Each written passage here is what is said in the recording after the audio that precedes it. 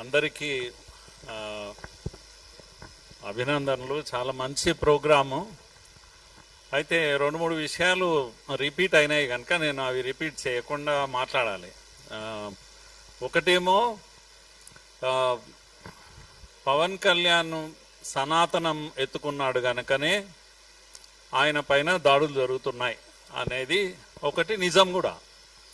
తర్వాత తెలిసో తెలియకనో అమాయకంగానో రంగులన్నీ బయటకు వచ్చినాయి. ఆయన చెగువీర పెట్టుకొని తిరిగినోడు, ఎర్రకండువా వేసుకొని తిరిగినోడు ఇప్పుడు సనాతనం అంటే మంట ఎవనుకో మండుతుంది, కాలుతుంది.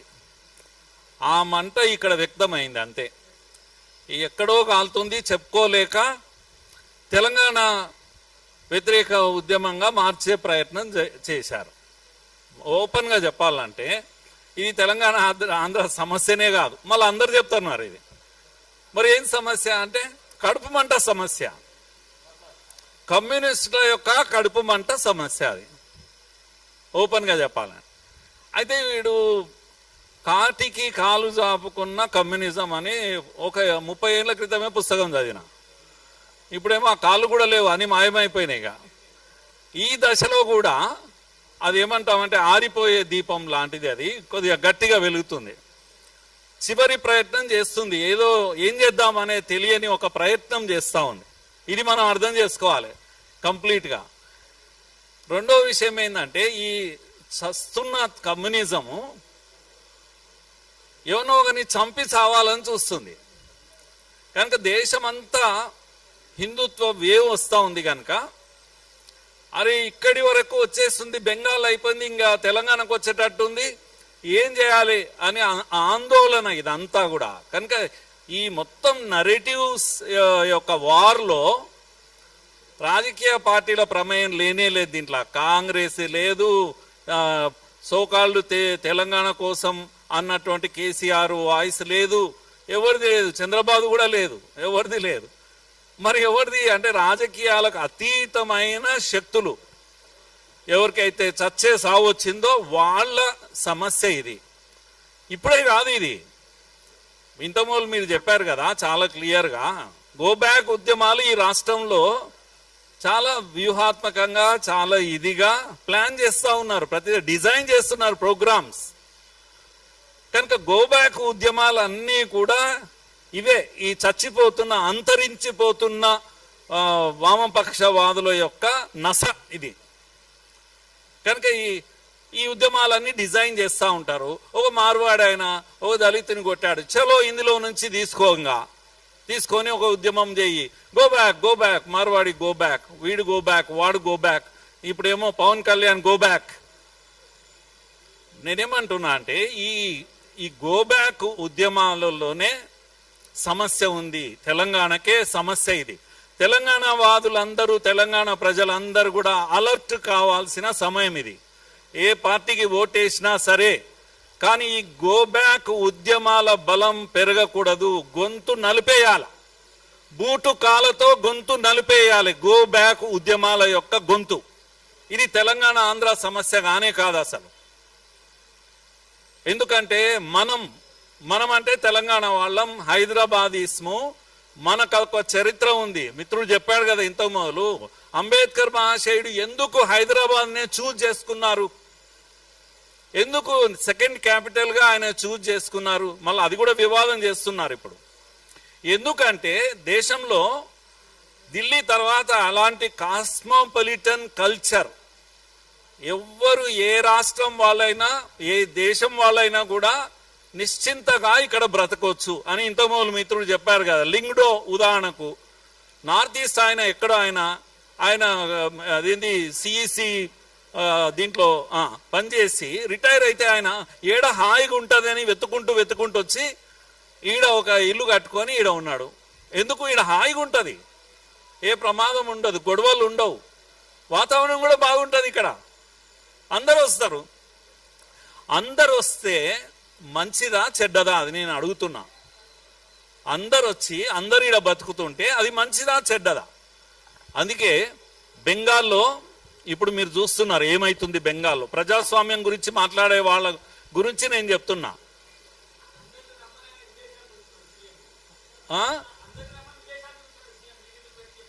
చెప్తున్నారు.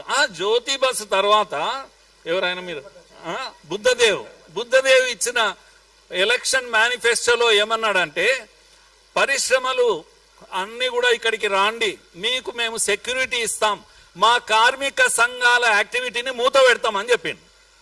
బెంగాల్లో ఈ అన్ని ఇండస్ట్రీస్ పరిగెత్తి వాపస్ వెళ్ళిపోతుంటే జ్యోతి బస్సు పాలనలో 20-25 ఏళ్ల తర్వాత సిపిఎం తీసుకున్న నిర్ణయం ఏంటంటే, అందరూ రాండి, మేము రక్షణ ఇస్తాం. ఎవరి నుంచి రక్షణ ఇస్తారు? తమ క్యాడర్ నుంచి. సిపిఎం క్యాడర్ కార్మిక సంఘాల నుంచి రక్షణ ఇస్తాం, కార్మిక సంఘాల పని ఆపేస్తాం. ఇది సిపిఎం చేసినటువంటి ఇది. ఇప్పుడు అదే సమస్య ఇక్కడ కూడా తేవాలని చూస్తున్నాయి శక్తులన్నీ కూడా.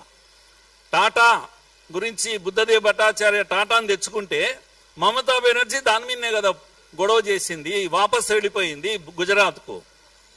ఇప్పుడు ఈ గో బ్యాక్ ఉద్యమాలతో ఆ ప్రమాదం హైదరాబాద్కు వస్తుంది. మరో తెలంగాణ ఉద్యమం దీనిపైన చేయాలి మనం. ఏది? గో బ్యాక్ ఉద్యమాల పైన మనం. హైదరాబాద్కు సరోజిని నాయుడు వచ్చింది ఇక్కడికి, ఆడబిడ్డ లాక ఇక్కడ బ్రతికింది, ఇక్కడనే పెళ్లి చేసుకున్నది, ప్రేమ పెళ్లి.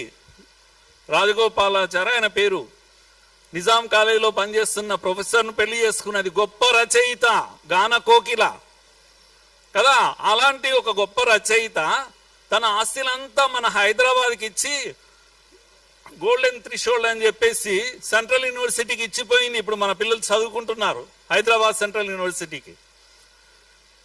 హైదరాబాద్ అందాల గురించి నేను ఆమె చదివిన కనుక చెప్తున్నా. ఈ మూసి అందాలు ఎంత బాగుండేవి ఆ రోజుల్లో ఆమె వర్ణిస్తుంది. మనం మూర్చొచ్చి పడిపోతాం, మూసి ఇంత అందంగా ఉండేదా అని. ఎవరు ఇది? వీళ్ళంతా తెలంగాణ వాళ్ళు కాదు. మొదటి బిర్లా శంకర్ నారాయణ బిర్లా స్టోరీలో చదివితే మీకు ఈ దేశానికి సంపద ఇచ్చిన బిర్లాలు, టాటాలు ఎవరినైతే మీరు ముద్ర వేశారో, దోపిడీదారులుగా ముద్రలు వేశారు ఈ కమ్యూనిస్టులు. ఆ వీధిలో నిలబడి మీరు చెప్పండి, దోపిడీదారులు ఎవరు అంటే టాటాలు, బిర్లాలు, ఇప్పుడైతే అంబానీలు, అదానీలు. ఇవన్నీ రైమింగ్ వర్డ్స్. ఈ కమ్యూనిస్టులు జనం నోట్లో పెడతారు ఇలాంటివి. కనుక శంకర్ నారాయణ బిర్లా ఇక్కడ వచ్చి ఉద్యోగం చేసుకున్నాడు, ఇక్కడ జ్యువెలరీ షాప్లో పనిచేశాడు, డబ్బు సంపాదించుకున్నాడు. తిరిగి తన ఊరికి వెళ్ళి అక్కడ ఒక ఇంజనీరింగ్ కాలేజీ పెట్టిండు. దాన్నే మనము బిట్స్ పిలాని అంటాం ఇప్పుడు. అక్కడి నుంచి వచ్చి బాంబేలో బాగా డబ్బు సంపాదించాడు. మాంచెస్టర్కు కాటన్ పంపాడు, పంపి కోటీశ్వరుడు అయిపోయాడు. కనుక ఈ డబ్బులని తీసుకుపోయి ఏం చేశాడు? ఇక్కడ హైదరాబాద్ వచ్చి హైదరాబాద్కు రుణపడి ఉండాలని ఇక్కడ బిర్లా ఇదేంటి బిట్స్ పిలాని కట్టాడు, ఇక్కడ బిట్స్ కట్టాడు. ఇక్కడ మళ్ళీ దేశంలో ఎక్కడ కట్టలేదు. బిర్లా టెంపుల్ కట్టాడు. అరే ఇటువంటి స్టోరీస్ ఎంత చెప్పాలో చెప్పండి. 100 కథలు చెప్తాను నేను.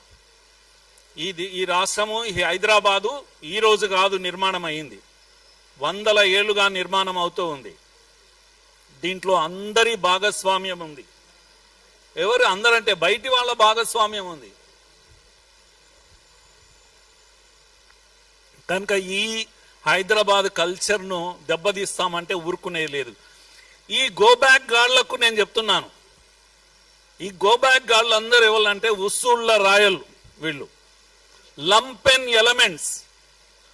నాకు నాగేశ్వరరావు గారి మీద కోపం లేదు, అలా అని గౌరవం కూడా లేదు నాకు. చాలా మంది ఆయనకు లేని టైటిల్స్ అన్ని ఇస్తున్నారు. కుట్రలు కుతంత్రాలతో నిత్యము విషం ప్రజలకు నింపే ప్రొఫెసర్ ఆయన. నిజాయితీ ప్రొఫెసర్ కానే కాదు. నేను ఇన్ని రోజులు కూడా చెప్తున్నా, మీరు కండువా కప్పుకోండి, బీజేపీ కండువా కప్పుకోండి, లేకపోతే ఎంఐఎం కండువా కప్పుకోండి, ఏదైనా కండువా కప్పుకోండి. ఏ కండువా లేకుండా ముసుగులు కప్పుకొని మీ సిద్ధాంతాన్ని న్యూట్రల్, మేము పతివ్రతలము, మేధావులనే ముసుగు, లేకపోతే జర్నలిస్ట్ అనే ముసుగు, ప్రొఫెసర్ అనే ముసుగు. ఈ రాష్ట్రంలో ముఖ్యంగా హైదరాబాద్లో ఒక 100 మంది ముసుగు వీరులు ఉన్నారు. వీళ్ళు ఏది కూడా ఓపెన్ గా మాట్లాడరు. వీళ్ళకు ధైర్యం లేదు. నేను సిపిఎం కార్యకర్తను, భావజాలాన్ని మొన్న బయటికి వచ్చింది ఈ దెబ్బకు ఆయన. ఇన్ని రోజులు ఎందుకు చెప్పలేదు మరి? ఇన్ని రోజులు ఎందుకు ఆయన మీద నేను ఒక వీడియో చేశాను, నా వీడియో అయ్యాక చెప్పాడు ఆయన. కనుక మాకు సమస్య నారాయణనో రాఘవులో లేకపోతే వీళ్ళు ఉన్నారు కదా, వీళ్ళ వల్ల మాకేం సమస్య లేదు. నారాయణ టీవీలో వచ్చి కూర్చుంటే స్టార్టింగ్ ఎండింగ్ మోడీ తిట్టుడు గింతే ఉంటుంది కదా, ఎవడు చూడడు టీవీ. ఏముంటుంది అంటే చెప్తారు అందరూ, ప్రాబ్లం లేదు. కానీ ప్రాబ్లం ఎవరితోటి అంటే ఇగో వీళ్ళతోటి, ఈ ముసుగు వీరులతోటి. ఈ ముసుగు వీరులు ఇప్పుడు ముసుగు తొలగించారు కనుక చందులతోటి, ఆమె ఎవరు తులసి చందులు వీళ్ళందరినీ పెట్టుకొని ఇప్పుడు పాపం ఆయనకు ధైర్యం కావాలి, బలం కావాలి. నేనేమంటున్నా అంటే ఈ మొత్తం వ్యవహారం ఎపిసోడ్లో అందరు చెప్తున్నారు ఆయన ఒక విశ్లేషణ చేశాడు. చేశాక ఏం చేశాడు? తప్పైంది అని విత్డ్రా చేసుకున్నాడు. విత్డ్రా చేసినాక ఆయన మీద దాడులు ఎందుకు చేస్తున్నారు అని కొందరు మాట్లాడుతున్నారు. 2 ఇవే రౌండ్ టేబుల్ జరిగాయి ఇక్కడే. ఒకటేమో ఆయన 2 జూన్ కన్నా ముందు జరిగింది ఒకటి ఇక్కడ, తర్వాత 2 జూన్ తర్వాత పవన్ కళ్యాణ్ మీద దాడి చేస్తే ఇక్కడ ఒకటి జరిగింది. అంతకుముందు ఇప్పుడు నెక్స్ట్ టైం జరిగింది ఎవరిది? ఈ Kunamneni, CPI, CPM, even Congress Addanki Dayakar ఇలాంటి వాళ్ళందరూ వచ్చారు. దాంట్లో కోదండరామ్ అందరు వచ్చారు. అందరినీ చూడండి మీరు, పార్టీలు కాంగ్రెస్ ఉండొచ్చు, సిపిఎం ఉండొచ్చు, బ్యాక్గ్రౌండ్ మాత్రం అదే బ్యాక్గ్రౌండ్, వామపక్ష బ్యాక్గ్రౌండ్. వాళ్ళంతా కూడా అందరు వచ్చి ఏం చెప్తున్నారంటే ఇక్కడితోటి ఫుల్ స్టాప్ పెడదామని అడుక్కుంటున్నారు. ఇప్పుడు చాలు, ఒక మంచి వ్యక్తి, ఒక ప్రగతిశీల భావాలు ఉన్న వ్యక్తి, ఆయన గొంతును మనం కాపాడుకోవాలి కనుక చాలు, ఇక చాలు, ఎక్కడో దగ్గర ఫుల్ స్టాప్ పెడదాం. ఎవరిది ఇది అప్పీల్ చెప్పానా నేను? ఎవరిది? కూనంనేనిది ఈ అప్పీల్, కోదండరామ్ది ఈ అప్పీల్. ఎందుకు దాడి చేస్తున్నారు ఆయన మీద? ఎవరు దాడి చేశారు? ఎవరు దాడి చేశారు? మీరు విత్డ్రా చేసుకున్న తర్వాత నేను అడుగుతున్నా నేరుగా, విత్డ్రా చేసుకున్న తర్వాత వాళ్ళు ఎవరు? ఈ యొక్క లంపెన్ ఎలిమెంట్స్ ఇంతకుముందు చెప్పాను కదా, వీధి మీద పడి వసూళ్లు చేసుకునేటువంటి గోబ్యాక్ గాళ్ళు కొంతమంది రౌండ్ టేబుల్ పెడితే మీరు వెళ్ళి అక్కడ కూర్చుంటారా? వాడి పిచ్చి అరుపులను, డర్టీ వర్డ్స్ను, లాంగ్వేజ్ను, అందులో ముసలాయన కూడా ఉన్నాడు, వయసు మరిచిపోయి మాట్లాడిన ఆ భాషను, అవన్నిటిని మీరు ఎండార్స్ చేశారు. అయ్యో తప్పు, నేను విత్డ్రా చేసుకున్నా కదా, ఎందుకు అలా మాట్లాడుతున్నారు అన్నాడు ఆయన? లేదు, అనలేదే. కనుక ఇది ఇక్కడితో ఆగదు అని అంటున్నాను నేను. ఇక్కడితో ఆగేది కాదు. కనుక మన ఫైట్ ఎవరి మీదనంటే ఈ యొక్క పొలిటికల్ పార్టీస్ పైన కాదు, ఇది ఒక ఐడియాలజికల్ ఫైట్, ఇది సిద్ధాంతపరమైన పోరాటం. ఇది మనము బలమైన తెలంగాణ వాదులము, మనము బూటకపు తెలంగాణ వాదులు వచ్చి ఈరోజు తెలంగాణ వాదిని నెత్తికెత్తుకొని దీనికి రాజకీయ రంగు రూస్తా ఉన్నారు. తెలంగాణ అనే భావన ఏదైతే ఉందో అది పవిత్రమైనది. ఎవడంటే వాడు వచ్చి అడ్డంగా వాడుకుంటామంటే చూస్తూ ఊరుకునేది లేదు. కనుక ఇంత మొదలు శశి చెప్పాడు కదా, కేసీఆర్ ఉద్యమంలోకి రాకముందు నుంచి 94లోనే మేము ఇక్కడ ఈ గోదావరి నుంచి శ్రీశైలం వరకు సస్యశ్యామల యాత్ర తీశాం మేము. కనుక కేసీఆర్కు ఆలోచన రాలేదు అప్పటికి, ఇంకా పవర్ ఎంజాయ్ చేస్తున్నారు అప్పుడు. అంతేకాదు 97లోనే బీజేపీ రెజల్యూషన్ కన్నా, కాకినాడ తీర్మానం కన్నా 1 year బిఫోర్ 97లోనే 97 బిగినింగ్లో ఏబీవీపీ నెల్లూరులో తీర్మానం చేసింది తెలంగాణ ప్రత్యేక రాష్ట్రంగా ఏర్పడాలి అని. ఇది ఏది దేశాన్ని, జాతీయవాదాన్ని నమ్మే ఏబీవీపీ నెల్లూరుకు వెళ్ళి తీర్మానం చేసింది. ఆంధ్ర కార్యకర్తలను, ఏబీవీపీ కార్యకర్తలను కాన్ఫిడెన్స్ లోకి తీసుకొని తీర్మానం యునానిమస్ గా చేశాము. నేనే తీర్మానం పెట్టాను. ఆ తర్వాత బీజేపీ కూడా దాన్ని టేకప్ చేసింది. సో ఇలాంటి ఒక చరిత్ర ఉన్న వాళ్ళం మనము. కనుక తెలంగాణ వాదంలో అందరికన్నా ముందున్న వాళ్ళము మనమే. తర్వాత అందరూ జైన్ అయ్యారు, అది వేరే విషయం. దాంట్లో కారణాలు ఉన్నాయి. నేనేమంటున్నా, మీరు పెట్టిన ప్రెస్ కాన్ఫరెన్స్ లో ఎవరి కొరకు పెట్టారు? నాగేశ్వర్. అందుకే నేను ఇప్పటి నుంచి ప్రొఫెసర్ నాగేశ్వర్ను మీరు దయచేసి ప్రొఫెసర్ అనకండి. ఆయన ప్రొఫెసర్గా ఆయన చరిత్ర కూడా బాగలేదు. ఆయన యూనివర్సిటీలో 10 గంటలకు వచ్చి పాఠం చెప్పుకొని పరిగెత్తాలి, ప్రైవేట్గా చాలా కాలేజెస్లో క్లాసులు ఇవ్వాలి, డబ్బులు కలెక్షన్ చేసుకోవాలి, తర్వాత టీవీ 10లో కూర్చోవాలి, ఈవినింగ్ వరకు డబ్బు డబ్బు డబ్బు, ప్రతి నిమిషము డబ్బు, పాఠం చెప్పితే డబ్బు, మాట్లాడితే డబ్బు, మాట్లాడకుండా ఉండడానికి కూడా డబ్బు. ఇది డబ్బు కోసం ఎవరినన్నా అడగండి ఆయనను. ఆయన చేసే ప్రతి చర్య డబ్బు కోసమే, మాట్లాడేది అందుకోసమే, మాట్లాడకుండా ఉండడము అందుకోసమే, లెఫ్ట్ అండ్ రైట్ సంపాదన కోసమే జీవితాన్ని అర్పించాడు. అందుకే సిపిఎం చెప్పుకుంటే పైసలు రావని చెప్పుకోలేదు. ఎందుకంటే సిపిఎం సిపిఐకు మార్కెట్లో వాల్యూ లేదు, దానికి మార్కెటింగ్ లేదు, అందుకని చెప్పుకోలేదు. ఇప్పుడు పరువు కాపాడుకోవడానికి కండువా వేసుకోనికి రెడీ అయ్యాడు. ఎందుకంటే వైసీపీ కండువా కప్పుతున్నారు, లేకపోతే అది చెప్తే ఉన్న ఇజ్జత్ పోయేటట్టుంది. సో ఇవన్నీ నిజాలు కాదని చెప్పమను. కనుక మీరు పేటీఎం గీటీఎం అంటే నాకు చాలా బాధ అనిపిస్తుంది. నాగేశ్వరరావు పేటీఎం కాదు, ప్యాకేజ్ లెవెల్ మనిషి అతను.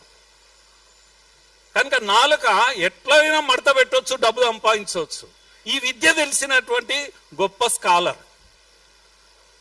అందుకే ఆయనను అంతగా గౌరవించాల్సిన పని కాదు. ఇప్పుడు జరుగుతున్నది అంతా కూడా, ఇప్పుడు ఆయన రంగు ఏదైతే ఉందో రంగు మారింది. సిపిఎం నాగేశ్వర్ అని చెప్పాలి దయచేసి, ప్రొఫెసర్ నాగేశ్వర్ కాదు, సిపిఎం నాగేశ్వర్గా ఇప్పుడు అవతారం ఎత్తాడు. ప్రతిరోజు మీరు ప్రతి వీడియోలో నేను సిపిఎం నాగేశ్వర్ను మాట్లాడుతున్నాను అని మాట్లాడండి.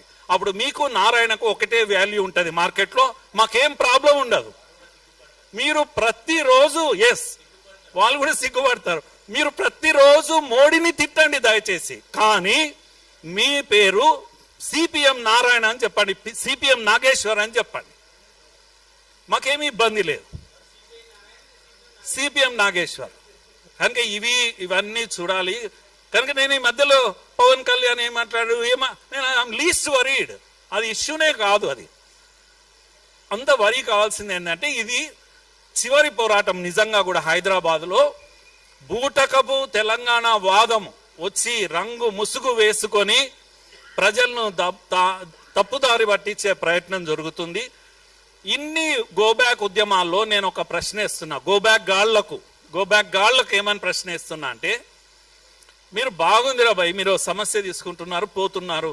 ఒక ఆయన పొలాలకు పోతాడు, ఇంకొక ఆయన దుకాణాలకు పోతాడు, ఈడికి పోతాడు, మైకు పట్టుకుంటారు, అరే చూడండి కబ్జా పెట్టిండు. అరే పవన్ కళ్యాణ్ అనేటోడు 10 ఎకరాలు కబ్జా పెడితే మీ పోయి ప్రభుత్వం మీద ఎందుకు ఉద్యమం చేయరు? రేవంత్ రెడ్డి మీద ఎవరు ఇవన్నీ ఆపాల్సింది? ప్రభుత్వం కదా, టార్గెట్ ప్రభుత్వాన్ని చెయ్యి, పవన్ కళ్యాణ్ కాదు. కబ్జా కోర్లు 1000 మంది ఉన్నారు. పవన్ కళ్యాణ్ అనే పేరు ఒక్కటే కాదు కదా, కబ్జా కోర్లు 1000 మంది ఉన్నారు ఈ హైదరాబాద్ లో. వాళ్ళను నువ్వు ఎక్స్పోజ్ చేయాలి. నీ ఉద్యమము రేవంత్ రెడ్డి మీద చేయాలి. ఎవడు రేవంత్ రెడ్డి మీద చేయడు. చాలా బ్యూటిఫుల్ అండర్స్టాండింగ్ ఉంటుంది గోబ్యాక్ వాళ్ళకు రేవంత్ రెడ్డికి.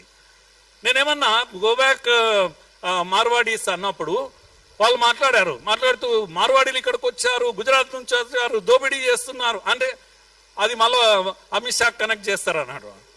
అయితే గోకుల్ చాట్లో వాడు చెప్పే సమస్యలు ఎట్లుంటాయంటే, అది క్యూఆర్ కోడ్ పెట్టాడు, వాడు దోపిడీ చేస్తున్నాడు.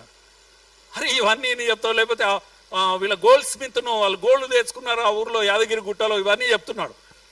మర్డర్ కూడా అయింది బిజినపల్లిలో, నిజంగా కూడా ఒక గోల్డ్ స్మిత్ మర్డర్ అయింది కదా. ఈడనేమో ఇది పెడతలేడు కదా, ఆడనేమో 10 కోట్లు 20 కోట్లు యాదగిరి గుట్టలో ఎత్తుకపోయిండు. వాడు ఇన్ని జరుగుతుంటే వాడు ముఖ్యమంత్రి అనేటోడు ఉన్నాడా ఈ రాష్ట్రానికి? హోమ్ మినిస్టర్ అనేటోడు ఉన్నాడా? ఆయనను ఎందుకు అడిగారు మీరు? ఎవరిని అడుగుతున్నారు మీరు? నేను డిబేట్లో అడిగాను నేను. కనుక ఈ గోబ్యాక్ వాళ్ళందరూ చివరికి ఏడ దొరుకుతున్నారంటే దొంగలు, వాళ్ళ టార్గెట్ ఏంది అని అంటే హిందుత్వము, సనాతనము. కనుక అది విహెచ్పి అయినా, బీజేపీ అయినా, ఇంకేదైనా, పవన్ కళ్యాణ్ అయినా. కనుక వీళ్ళ టార్గెట్ ఇది సైద్ధాంతిక పోరాటం ఇది.